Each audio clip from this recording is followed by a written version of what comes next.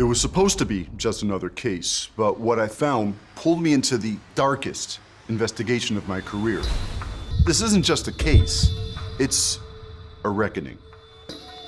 This is the story of Paul Bennett. Atlanta, July 2025. Two strangers meet for a Tinder date. Awkward, disappointing.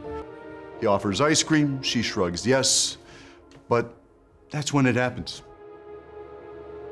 Out of the night, a man naked, throat slashed, running straight toward them.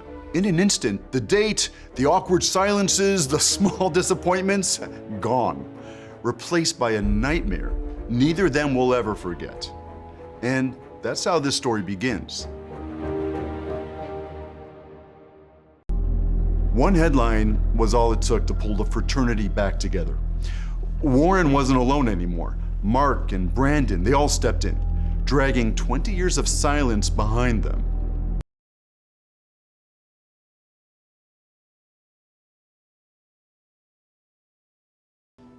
So I asked Frank to tell me their story.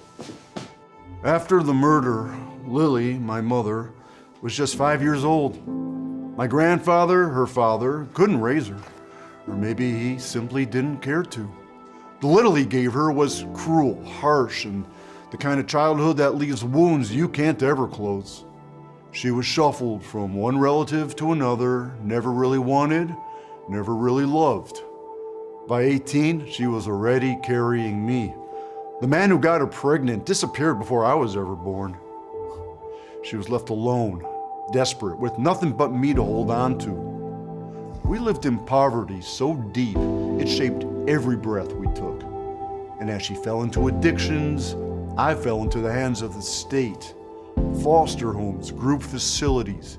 I grew up inside the system, learning early that family is not something you can count on. Frank and I sat for hours. I listened as he continued his story. I tried to build a life of my own, but when the crash came in 2008, I lost everything, went bankrupt, and I never managed to climb out of that hole. Since then, it's been survival, nothing more. And Lily, she's still alive, but she's in a psychiatric institution now. Breathing, but far from the girl she once was. And that's what life made her, and that's the legacy I carry.